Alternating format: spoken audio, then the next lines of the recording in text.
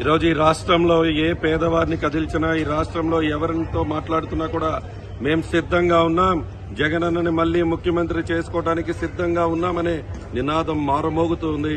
ఈ రోజు జరగబోతున్నటువంటి సభ, మొన్న భీమిలీలో జరిగిన సభ ఒక శాంపిల్ వదిలాం, ఒక ట్రైలర్ వదలటం జరిగింది.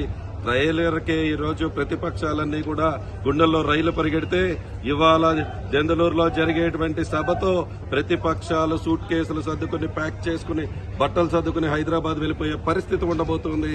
ఎందుకు చెప్తూ ఉన్నామంటే మేం రెడీ, మా కేడర్ రెడీ, 175 కొట్టడానికి మేము రెడీ.